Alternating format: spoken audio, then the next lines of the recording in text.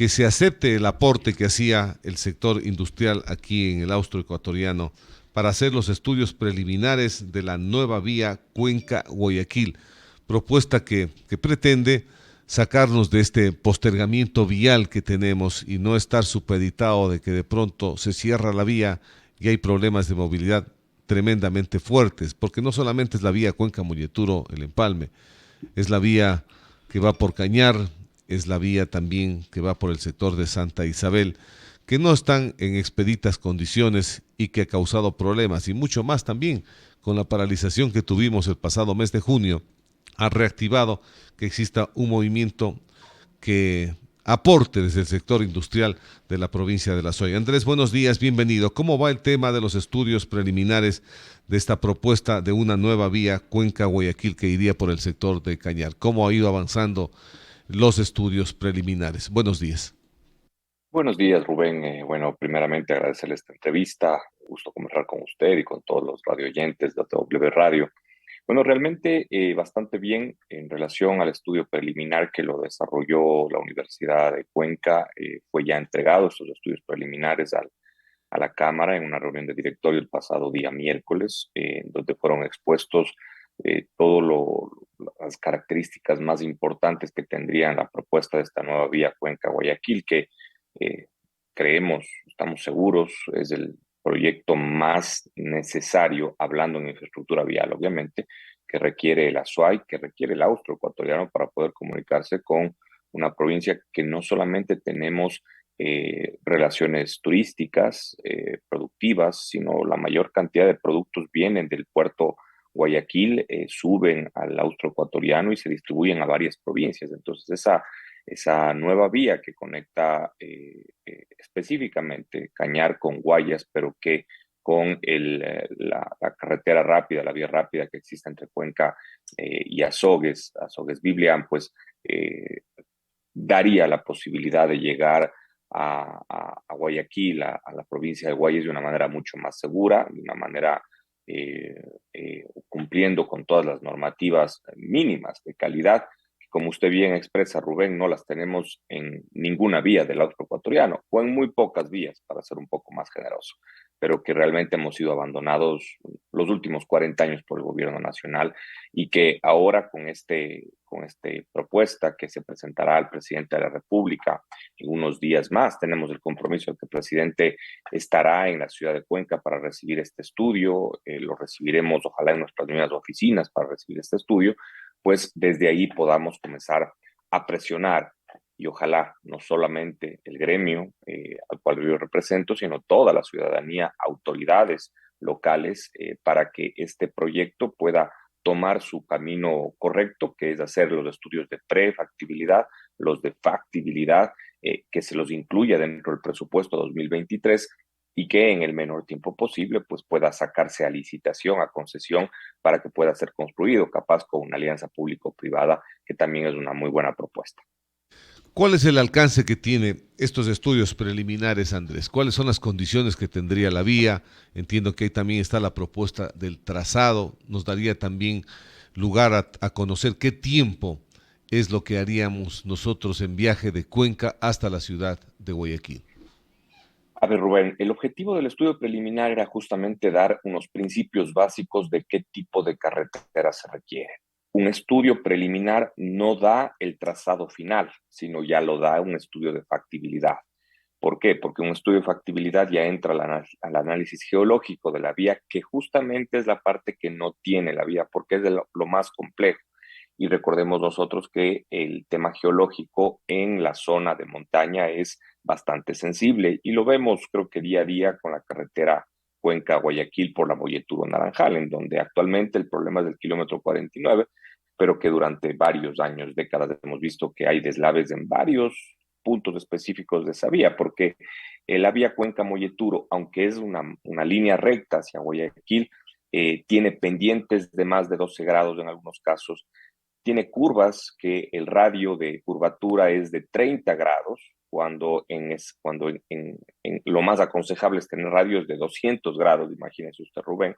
Esa es una de las principales razones por las cuales la carretera Cuenca-Molleturo es una de las más peligrosas del país, porque los automóviles, los camiones, los que pueden y se permiten pasar por esa zona, que son camiones pequeños, tienen un efecto muy complejo en el manejo y obviamente un impacto medioambiental muy grave al Parque Nacional del Cajas, que admirablemente los que defienden el tema medioambiental no han sabido exponer y tampoco han sabido investigar qué tipo de impacto medioambiental se genera en el Cajas por el cruce permanente de automóviles. Inclusive en algún momento se quiso hablar de una propuesta de ampliación de la vía por el Cajas, donde se genera aún más un impacto medioambiental. Entonces, con estos principios básicos, lo que nosotros presentaremos al presidente de la República es un tratado preliminar, un tratado en donde se necesitará estudios geológicos, pero que cumplen con algunas características.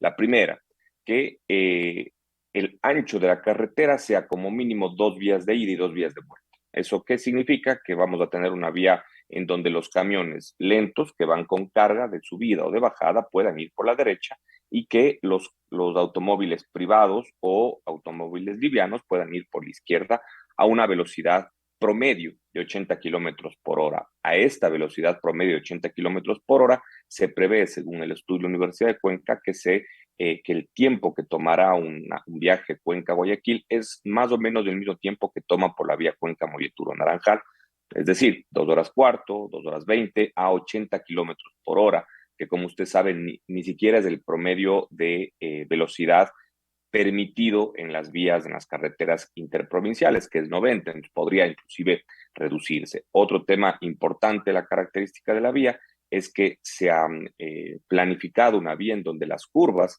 tengan como mínimo un radio de 200 grados. Eso significa que el promedio de la velocidad es justamente 80 kilómetros por hora porque no se tienen curvas cerradas como sucede en la mayoría de vías en el austro ecuatoriano, en donde en algunos casos hay hasta U's, en donde uno toma una U y vuelve a bajar metros más abajo la carretera y está bajando. Así es las carreteras de Cajas, sumamente peligrosas. Otro tema interesante es que con el objetivo que se prevea ampliar la carretera, lo que se está dejando es un espacio de más de 8 metros al centro de la carretera. ¿Para qué? Para que no se tenga que realizar más expropiaciones si se requieren para ampliar la carretera con cualquier objetivo, sino que se tenga dentro del mismo proyecto, al centro del mismo proyecto, una opción de ampliar a más vías. O también la otra opción que se habló con la universidad es que si es que se logra cumplir con este objetivo de recuperar al tren en el Ecuador y se logra implementar el tren de carga, pues imagínense lo que sería, Rubén, de tener un tren de carga que baje a Guayaquil llevando toda la carga de exportación y subiendo toda la carga que se ha importado. Reduciría los costos logísticos de una manera sumamente interesante. Y temas también importantes, el objetivo de la carretera es no pasar por poblados, por la seguridad que tiene y la inseguridad, perdón, que tienen carreteras que pasan por poblado, y eso sucede especialmente en la carretera de Azogues, Biblián, Cañar, Tambo, Chud, hasta llegar a la Troncal, en donde en casi el 100% de la carretera se pasa por poblados con la inseguridad que significa para niños que cruzan cuando terminan las horas de clase, familias que cruzan terminando trabajos y demás. Entonces, es otro tema fundamental. Se ha incluido también propuestas de túneles, propuestas de puentes para reducir estas inseguridades en las carreteras, para reducir estas curvas de grados menores de grados menores y también lo que se ha tratado de reducir lo más posible es la pendiente en las carreteras. En esta carretera que proponemos, la pendiente máxima es de 8 grados, mientras que en el Cajas, por ejemplo, sobrepasan en algunos casos los 12, llegando hasta los 15 grados. Entonces, todas estas características, lo que se logra es darle una seguridad a la carretera, una seguridad a los usuarios de la carretera y por supuesto, y con esto termino un poco esta explicación rápida, la esencia del manejo de la carretera es que sea concesional.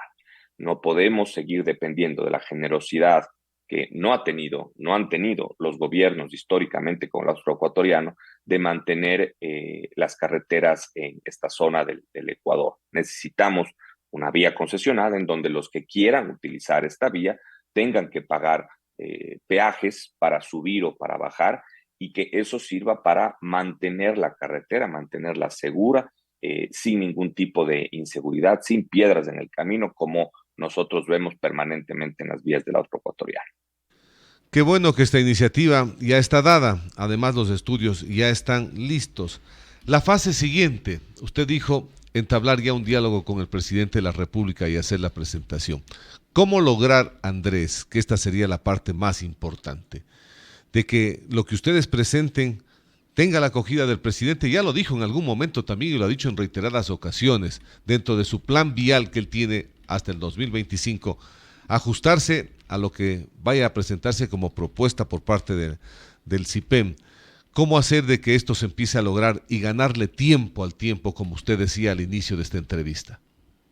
Bueno, realmente es un proceso, diría yo, de mediano plazo. No se puede esperar que una carretera de este tamaño, de este nivel, de estas características, que nosotros pensamos que tendrá un costo de entre 1.100, 1.200 millones de dólares, se lo pueda lograr en el corto plazo. Es obvio que tienen que cumplirse algunos hitos. Los primeros hitos es tener los estudios ya de detalle, los de ingeniería de detalle, los estudios de factibilidad, que eso tomará un año y pocos meses más, pero el primer paso, Rubén, es que estos estudios, el costo de estos estudios, sean incluidos en el presupuesto del Ministerio de Obras Públicas para el 2023.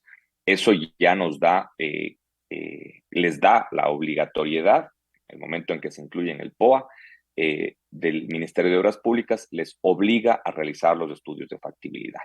Con los estudios de factibilidad, pues ahí nosotros como Cámara seguiremos presionando, porque esto es un proceso de largo aliento, como le digo, en donde la Cámara estará permanentemente haciendo seguimiento, no solamente al presidente, sino también al ministro de Obras Públicas, al ministro de Finanzas para que apruebe los presupuestos, para que traslade el presupuesto, para que se contrate los estudios de factibilidad, y ojalá, pensando en el 2024, mediados del 2024, se pueda sacar a licitación. Ese paso de licitación es estas asociaciones público-privadas que se ha hablado tanto en los últimos años. Y ya nos adelantamos, la semana pasada tuvimos una reunión con el ministro Roberto Salas, que es la persona encargada, delegada por el presidente de la República para todo lo relacionado a las alianzas público-privadas, y él, dentro de su planificación para el 2024, obviamente le tiene en sus proyectos a la cuenca Guayaquil. Eso quiere decir que ya se tiene planificado el momento de tener los estudios de factibilidad, sacarlos a licitación internacional o nacional también, obviamente, para que se pueda proponer a una empresa que quiera construir y al mismo tiempo concesionar, trasladar esa administración de la vía durante el tiempo que sea necesario para que la empresa privada sea la que maneje la vía, la que mantenga la vía, la que controle la vía, en el tema, obviamente, de infraestructura vial. Entonces, insisto, son procesos, son hitos importantes, y aquí también vale resaltar que el mismo presidente de la República, en una reunión con empresarios, directores de la Cámara de Industrias, se comprometió a nombrar una comisión, si se puede llamar así, ad honorem, en donde entre los representantes de la Cámara y representantes de los ministerios puedan dar seguimiento a este proyecto. Esta comisión le informará directamente al presidente de los avances, si es que en algún momento se quedó el proyecto en alguna etapa para poderlo reactivar. Entonces, esa comisión va a servir para que ese seguimiento, esa presión que se pretende dar a este proyecto sea permanente y se logren los objetivos en el menor tiempo posible. Lo importante es que existe el compromiso del presidente de la República, como usted lo señaló, también del ministro Roberto Salas. Esperamos que en la reunión de presentación de este proyecto al presidente también esté presente el ministro de Obras Públicas y el ministro de Finanzas, porque son dos ministerios claves en el proceso. Entonces, algo que se tiene que ir, insisto, cumpliendo hitos. Esto no se lo ha ejecutado en la historia en Cuenca. Es la primera vez que un gremio toma el camino que debería haberlo tomado el gobierno nacional o gobiernos locales para presionar a que se pueda construir una vía que tanto requieren los cuencanos, que tanto requieren los ciudadanos del Austro Ecuatoriano. Perfecto. Ahora esto es una medida que será a mediano plazo, como usted lo menciona. ¿Qué más se va a articular con el gobierno, Andrés, una vez presentado esto? Pero habría que buscar la otra línea porque esto va a tomar algún tiempo. ¿Cómo solucionamos de manera inmediata el problema que tenemos actualmente en la vialidad? Bueno, realmente eso es un tema, insisto, bastante complejo y es bastante complejo porque eh, es, es una situación, la situación que vive el austroecuatoriano de ese olvido, de ese abandono, no es un problema de este gobierno, es un problema de un Estado ecuatoriano centralizado. Entonces, cuando se tiene un Estado ecuatoriano centralizado en donde el gobierno, yo le voy a presentar una teoría que tengo, eh, obviamente de manera personal, en donde los gobiernos centrales se han preocupado de hacer infraestructura vial o infraestructura aérea o cualquier infraestructura de salud o de educación en base a la cantidad de votos. No estoy diciendo que con este gobierno sea igual, en algunos casos todavía no se ven soluciones, pero así ha sido la historia, porque el gobierno ha ido siempre a invertir, ya sea en Pichincha, ya sea en Guayado, ya sea en Manabí. ¿Por qué? Porque en esas zonas hay la mayor cantidad de votos y lo que se busca siempre cuando pone usted el primer pie en Carondelet, comienza a hacer campaña para poner el segundo pie y quedarse unos años más, como sucedió en el gobierno de Rafael Correa. Entonces, esa continua campaña va dirigido a hacer obras en donde más votos existen y son esas tres provincias los que ponen presidentes en el Ecuador. Entonces, es muy complejo romper un manejo del Estado, porque aunque tengamos y hayamos tenido ministros de obras públicas cuencanos, no se ha podido solucionar nada, porque el Estado es el centralizado, el sistema de transferencias de presupuestos es el centralizado. Usted recuerda, Rubén, en el gobierno de Lenín Moreno, se sacó una estadística de las 24 provincias y cuántas habían recibido inversión del Estado, y el Azuay estaba en el puesto 18 de las 24, cuando somos la tercera provincia en pagar impuestos. Entonces, obviamente no existe ninguna equidad, y eso sí, Guayas y Pichinche estaban en primera y segunda, y luego venía Manabí. Entonces, obviamente hay una inequidad, hay un manejo completamente centralizado y en busca de votos, que eso es el objetivo de los políticos. Entonces, esa es la principal razón por la cual el directorio de la Cámara, la institución, tomó la decisión de tomar cartas en el asunto, como yo le indico, Rubén. No lo ha hecho ninguna institución pública, ninguna autoridad pública, en presionar, inclusive en decir, yo hago los estudios para de alguna manera presionar al gobierno y también demostrar que, aunque es obligación del gobierno hacer eso, hay que poner el hombro de alguna manera y apoyar a un gobierno, cualquiera que este sea, por el beneficio de los cuencanos, de los azuayos, de los ciudadanos del austroecuatoriano, porque al Ecuador lo sacamos todos del problema. El problema del Azuay, el problema del Austro son las vías, pues si nosotros podemos invertir en un estudio preliminar con la Universidad de Cuenca, que tiene una vasta experiencia en este tipo de proyecciones, que maneja inclusive sistemas informáticos de primer nivel para buscar las mejores opciones de carreteras en el Azuay, pues hay que invertir, hay que buscar esa solución, hay que presentarle una solución y no estar esperando sentados que el gobierno haga todo y que nos solucione los problemas, cuando muchas de las soluciones también pueden venir del sector privado. Eso es ese compromiso de la Cámara que lo hemos presentado y que ojalá, insisto, también estará en nuestra responsabilidad presionar para que se cumplan los hitos que le he comentado, Rubén, y comenzar y pensar en tener una carretera en el mediano plazo que nos una cuenca con Guayaquil. Andrés, muchísimas gracias, muy amable de su parte por haber estado en este espacio informativo de la W. Buenos días. Buenos días, un gusto, Rubén. Pasa bien. Gracias a Andrés Robalino, director ejecutivo de la Cámara de Industrias, Producción y Empleo. Se cumple una fase más. El tiempo ha pasado volando. 90 días ellos habían contratado a la Universidad Estatal de Cuenca, ya se han entregado esto.